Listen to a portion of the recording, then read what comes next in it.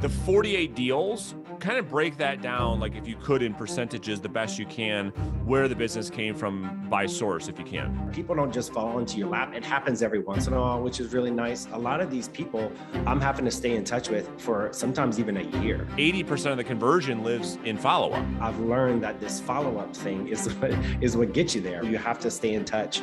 Otherwise, looking for now business, you're just not going to sell as much. All right, you guys, welcome back to the show. Today, we've got a second timer with us, Mr. Drake Abshire. Welcome back, my friend.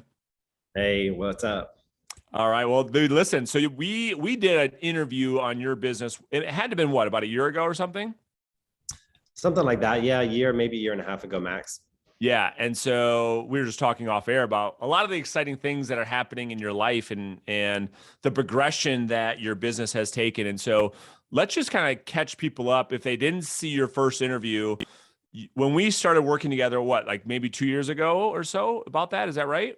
It was right at COVID is when I made a decision that I wanted to do full-time real estate. And so I decided I wanted to hire a coach. And that was, okay. So for context, what kind of production did you do in 2020? And then let's talk about 2021, and then we'll talk about what things look like right now. So yeah, 2020 was what I would call my first year in real estate where I was actually full-time. I did 4.2 million. And my goal was to double my business the next year. And I did exactly that. I hit 8 almost 5.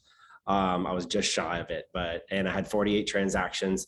So, this year I'm really trying to focus on bringing my dollar value up, my dollar value up basically. So the houses that I was selling, I guess I did a lot of transactions, and I'm like, I'd really love to not have to kill myself with that many transactions and get a higher volume, which absolutely already this year it's been great. So that's great. And that's what's so exciting and why I wanted to have you back on the podcast, because you're following this trajectory, Drake, that so many people want to follow, and I really want to just unpack this and talk about 2021 and how you were able to do the 48 deals, how you were able to double your business, and get into some nitty gritty. So talk us through that, like what the business model. First, let's talk about lead generation, which I think is the most popular thing. What lead sources are you working now that you were working in 2021 that you're finding the most success with? I'm still doing all the old faithfuls as far as, FSBOs and expireds. I've just merged into, I am doing a lot of social media and online marketing as well. And I'm also really, really focusing on my referrals and the past clients that I have. So I've really kind of taken a note from your page with like staying in touch with these people, finding reasons for them to really want to keep that contact with you and keeping the relationship. Basically, I have them feel more like I'm that friend that they want to call to help them with different movements in their life, rather than, oh, I need to call my realtor. It's become more of a friendship-based type relationship that I have with a lot of these people. And I've noticed that people pick up the phone and they call me much more. And it makes me not have to slam the phones every single morning quite as much, because for years and years and years I know that could start to get really tiring, but at the same time you can't not call. I still call. It's a different kind of call, and it's merged into different forms of the business. Exactly. And that's what people have to look forward to. I have so many conversations about people, Drake, getting started. And so they have to go through that grind. But once they get the ball moving, then to your point, you could start adding in some social media content, some videos. You started to build a database. So the conversations you're having are with people that you've done business with in the past clients, referrals, sphere of influence. Things just kind of start to get easier. Would you agree with that? Yeah, for sure. It becomes more of like the days when your phone's bringing off the hook. You're like, how do I do this all at once? Exactly. So, so you're working for sale by owners, expired. You're still making outbound prospecting calls. You added in some social media, some content marketing, which again, people, that's what you should do, right? It starts to leverage that. You start to build your name with inside the people that you serve. You are now starting to build a database, getting business from that. You also hired an assistant. So before we talk about that transition, like the 48 deals, kind of break that down, like if you could in percentages, the best you can, where the business came from by source, if you can. And I know these are going to be rough, but at least give us an idea. Yeah. And the funny thing is I have a spreadsheet with all that on it, and I was going to look at it before this conversation and I forgot. No worries. But I would say I would say a good chunk ended up being from referrals. I would say probably about 35% ish would be from my referrals. Okay. And then as far as expires and FISBOs, those were probably about 25%. And then as far as my online marketing, that probably is what took the most chunk, was just focusing on like getting my name out there. And then I would get people that I could get into my database through like, it was mostly Facebook posts that I would do. And that's what would kind of create like people to put in my database. And then I had people to call every single day. And then I would work on like drip campaigns and kind of all the same concepts. So your marketing plans that you have, I've basically taken those and I've just kind of tailored them to just specific things that just still touch in the exact same way. It presents the same information. I just put different names and labels on it and it all works the same. It's really great how you can kind of just merge the business into exactly what you want it to be. But all the pillars are always still there. Yeah, I love it. So kind of give us a behind the scenes look into like what you were doing to generate, just like from your digital marketing perspective, of what the maybe the advertising looked like. What was the call to action to get people to opt in? Like, what was it on how you were driving leads into the database? Yeah. Well, have you heard of Ylopo before? Yeah, absolutely. Yeah. So I use Ylopo. I really Cool. love it. They are a great service. And again, it's one of those services where people don't just fall into your lap. It happens every once in a while, which is really nice. But for the most part, a lot of these people I'm having to stay in touch with for sometimes even a year. Right. And they end up, okay, I want to sell my house. I want to, whatever it is, but it's because I've learned that this follow-up thing is what gets you there, right? You have to follow up with these people. You have to stay in touch. Otherwise, looking for now business, you're just not going to sell as much. Yeah. But yeah, a lot of those ads that they're running are just sharing listings on the market, talking about what their home value could be worth. So it's just anything to kind of pique their interest. And really, it's just getting me the information that I need to get in touch with them. That's all. I love it. Yeah, some people don't even want you to call them. They'll yell at you just like other lead sources. It's just going through the numbers, right, and dialing as many people as you can. I love it. That makes a lot of sense, because people think like when they finally get into kind of step 2 of their business where they can start putting money into advertising and start having business come in, they think that like these leads, Drake, are like ready to go. They opt in, you call them, they're ready to put an offer in tonight. But it's the same thing. You're working leads. There's a certain conversion ratio. You've got to make a lot of calls, a lot of attempts to get them on the phone. And then 80% of the conversion lives in follow-up. Like if you're not going to have a follow-up system, the conversion on your ad spend is going to be very, very low. Would you agree with that? 100%. Yeah. I'm looking in that database every single day, or I'm mentally, if I'm not even in front of it, mentally, I'm running through in my mind, who are my hottest people that I know. Okay. Have I sent them a house lately? Have I had an email with them lately? Have I texted them just to see how things are going? Just the smallest little touches keeps you at top of mind. That way, if they think about that buying or selling move, you want to be that first person that they call. I love it. I love it. So talk to me about, your decision to hire an assistant, the impact that's had, and what you're having your assistant do, like some of the tasks. Because a lot of people are like, well, what's the job description and what do you have them doing? Can you kind of walk us through all of that? Yeah. So she helps me a lot with TC work. That's her main job, but she has been helpful for some of the other tasks, as far as like going pick up lock boxes, buying client gifts. I'm really big about gifting to my clients, and that seems to really pay off well, because a lot of agents, I think, are really stingy in that area. So closing gifts, things like that, sending gift cards to them randomly. So she'll help me with a lot of those types of things. She'll go on a showing, for a client, for me. That way I can It's huge. prospecting or just deal whatever else that I can do. Yep. Pick up signs, order signs, do those sort of things. She even does a little bit of staging. I've even invested in having small little things on my new listings that she'll go and kind of make the properties look a little bit more presentable and not so lifeless, without having the client have to dump money into like a full staging package. So it's kind of something I offer that just kind of sets me a little apart from the competition. I really take a lot of pride when I take on a listing and making them look absolutely phenomenal. And it's really paid off, because people who are looking at my reviews, or I had a client recently, he was an expired and he was looking at my stuff online and he was very impressed with my days on market, because they noticed those sort of things. He's like, yeah, you're sell really fast. And I explained to him, it's just about, knowing what to do right from the get-go. Yeah, I mean, that's smart. And I talk about this concept of like, if an agent only had one client, Drake, and they were not able to market, they were never able to prospect again. I gave you one client and said, okay, this is it, Drake. How you treat this person will determine the future of your career. You think about client service and the client experience in a completely different way. And it sounds like that's the mindset you've taken, that like every client, every time, no exceptions, no excuses. You're going to do the best job you possibly can. You're going to take great care of them. You're going to let them know how much you care. You're going to continue to follow up, because now you understand, as you're building your career, how valuable these relationships can be long term. Is that right? Yeah, I know for sure. Again, like I said, I come really, really strongly from the Southern background. And so that's like my whole thing is like Southern hospitality when you work with me. I want you to feel like you're a friend of the family. If you see me in a bar in town or at a restaurant, you're going to say hi. We're going to talk for a second. I take some clients to dinner sometimes. They're very involved in like what's going on in my life, or they follow me on Instagram and they see what I'm doing and when I'm going on vacation, or like friends and family. So it makes them feel like it's not this rigid business type thing, even though when it is business time, I'm real serious and on about that. But at the same time, they feel relaxed, they feel at ease, they can tell me what they're feeling, what's going on, and it builds a relationship, I think, that extends beyond just real estate.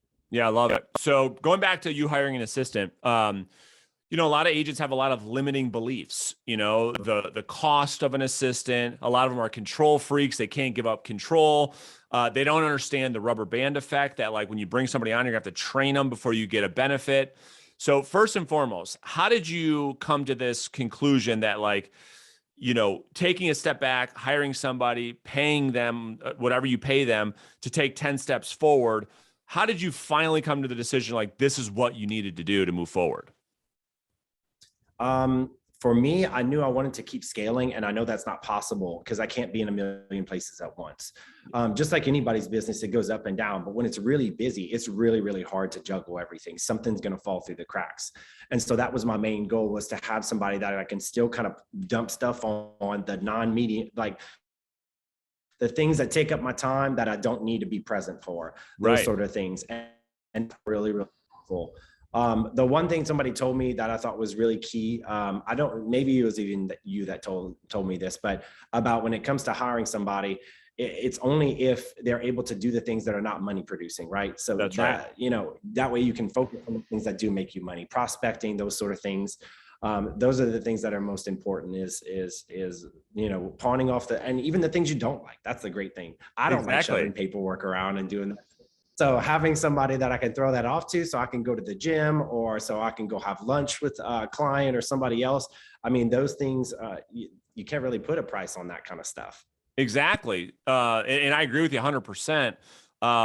Did you experience some of the stuff that people are like, did you experience the rubber band effect? I want to talk about that. Like when you first hired her, like, did you immediately get a benefit, or was there a little step back because you wanted to train on systems and processes, how you did things? Like, was that a reality for you, or did you get an immediate benefit? Because a lot of people think like, I'm going to hire this person and all my problems are going to go away immediately. That has not been my reality in hiring people. It takes kind of like a couple steps backwards before you start reaping the benefit. And that's an expectation I try to set with people. Was that your experience as well? She's great, yes, but at the same time, in the beginning, it took a while. It That's right. takes a lot of training, and somebody told me that one of the best things too is you don't know if somebody's going to stay with you forever. Record all the training that you're doing with them over Zoom or something like that. And it may have been you that said that, but by doing that, then the system's repeatable, right? You don't have to go back through all this crazy training. You could just send them the videos. They can go back through that, so you can continue doing whatever tasks you need to do. But yeah, it takes a lot of work and a lot of time. Once you get them there and you are in the zone and finally gelling, as far as work, it's great, because yeah, then they finally kind of get at the way that you do things and the way things should be done. But there's going to be a lot of come to Jesus meetings too, Yeah. where you're just like, okay, hey, this is not working. We need to reevaluate this. And that's just part of the growing pains, Yeah. And how long was it, would you say, Drake, after you hired her, where things started to really click for you guys, and that benefit, like getting your life back? Were you able to spend more time in income producing activities, getting to do the things that you enjoy doing? How long did that take? Just so people watching can get a realistic expectation. I mean, she's coming up on a year, and things are good, really good now. But I wouldn't Yeah. say it's that long. But I would 6 say it months? was. It would take probably about 6 months. Yeah, I was Yeah. somewhere around 4 to 6 months before I felt like I could really leave her to tasks, to do. And then there's still some things that get missed and things here and there. Nobody's perfect. They can Right. have all the checklists and the systems in place. You just got to be willing to roll with the punches and not be a tyrant with them too. But, because you make mistakes in real estate as well. So, Yeah. just be patient with them. Did you hire somebody with real estate experience, or did you hired like the attitude and then you taught them the aptitude? Like, did you go that route, or did you get someone with experience? So she got her license. She was doing that's how she started. I actually tried to get her to be an ISA, Got it. and that wasn't working out as I wanted it to. And so I was like, how are you in more paperwork tasks and those sort of things? And she ended up getting her license, and so she was new, and so I was like, no bad habits, that sort of thing, which is great. I could train her the way I wanted her to be, which I have a feeling she's going to meld into eventually a buyer's agent position, which is fine. But then I have the great aspect of she can train my next person and help me develop that person when she's ready to step out of that role. But again, we're always looking to the future. We're always looking for improving things. And the nice thing is that she's open to all those possibilities, and she's willing to help grow the business while bettering herself. That's great. Sounds like a great matchup. You don't need to share exactly what you pay her, but like compensation model. So people always ask me, how do you compensate an assistant? Do you pay her per transaction? Do you do some type of bonus structure? Do you a salary, hourly? What's the model that you chose? I chose salary. I pay her a salary because I felt like some of the tasks would include some things that weren't really like hourly type pay. So I Yeah. felt like a salary was fair, and I have a bonus structure. So I told her any kind of business that she helps me bring into the office. Basically, if she, Yep. let's say, goes into my database, decides to make some phone calls, or if she meets somebody or does any kind of marketing campaign or anything like that, or even if just goes above and beyond for a transaction, I've always promised her that she gets a bonus when that transaction closes. And so that's always been a nice incentive on top of the salary. Yeah, I love it. I love it. Cool. So that's been a huge help. So let's talk about 2022 for a second. Now that you've got this full-time assistant, now you guys are really rocking and rolling. You finished last year at just under 8.5 million. What's the goal for 2022? I said I'm going to try doubling it again. I think I'm crazy. Yeah, I love it. I'm absolutely crazy, but very possible. And I want to be positive about it and say that I think I'm going to do it. And I mean, already this year, my first month, I was on track, but I was like, this month, I was like, I don't think I'm going to be there, but my March is looking excellent. So I'm like, I don't know. I think I can make it happen. I just have to make sure I push all the way through the year. I'll tell you, my problem last year was I worked really, really hard, and toward the fall, I kind of lost some steam. Sure. I went on vacation, and I was like trying to rebuild my energy for the business again. And it's funny how you kind of go through those moods, and you just kind of have to plow through them.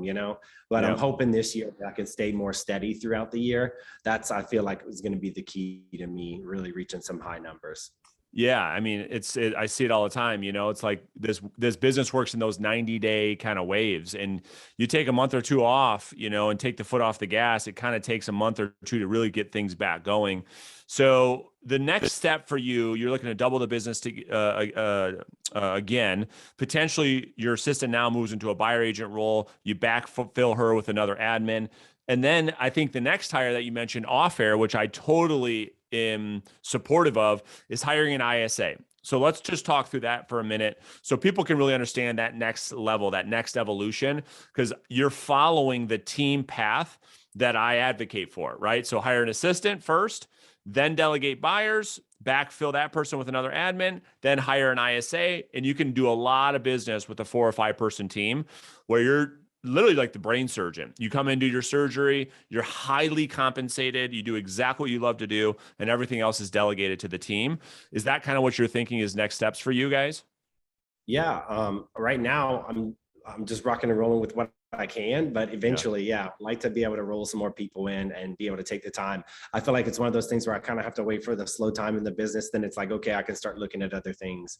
But yeah, I feel like I do. I want to keep expanding and I want to keep evolving the business to where it's not going to be constantly me trying to chase every single transaction.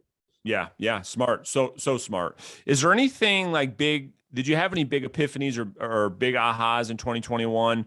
Or now been doing this, doing 48 deals, going and learning all the things you have.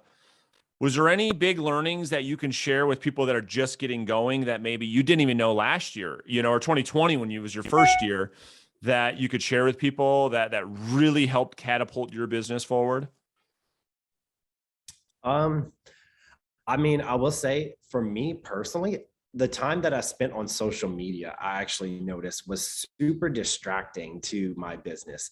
I know that might come across as like a weird like point, but for me, I did notice that like when I was feeling down and not willing to get into that prospecting groove or not Yeah, really, I would find myself just mindlessly scrolling through different kinds of, and making the excuse of like, oh, I'm touching base with this client or I'm posting something or, this or that.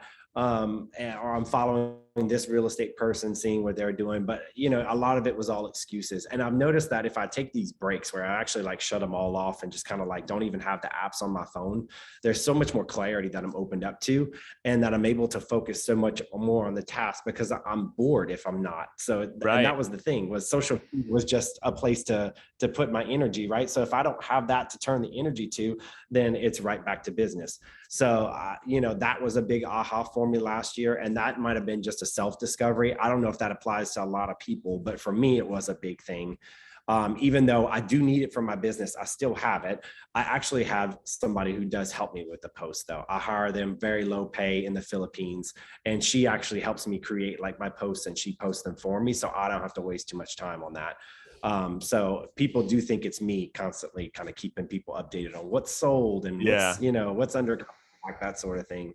No, that's actually huge, Drake. It's not just you. I mean, you are talking about something that a lot of authors talk about in their book, like just the boredom of just scrolling on social media and just getting lost in this hole, and it's sucking so much energy out of you. And you don't even recognize the focus that and the distraction it takes you away from doing the actual work, like the meaningful work on how we become successful. So, no, that's a huge learning. That's a huge self-awareness thing that you just brought up. And it's amazing, man. And so this year, so 16 million is the goal. Hopefully delegate out of, because was there a lot of your business? How did it between buyer and seller? What did that look like this year or last year, I should say? Last year, actually, when I went back and when I looked at the recap, it was almost straight down the middle. Yeah. Believe it or not. I still enjoy working with buyers. I know some people probably would say, oh, seller all day long. But for me, last year, I noticed with a lot of prospecting, because things were selling so fast, it was really hard to get. It became much harder than it was the year before to get sellers. I still got a good fair amount and I still enjoyed the ones that I had. But I had so many buyers. I picked up investors. I had a builder that I started working with. So I was helping him find land. So that helped with a lot of transactions as well. So when the business was coming to me, I wasn't being picky about what it was. I was just taking for what I can get and our numbers, Yeah, for sure. Well, dude, listen, I love seeing all the growth. I love seeing all the success. I think you and I should do this again in another year to see what the business looks like, but appreciate all that you do for our community. And I'm just excited to see where you go in 2022. So appreciate you popping on again, and best of luck this year. And I can't wait to see what you guys can do. Yeah, no, I appreciate it. And I thank you for all the guidance over the years. It's been awesome. I love it. I love it, Drake. Good to see you, buddy. We'll talk to you soon. Best of luck. Get back to work, and I'm sure we'll talk to you soon.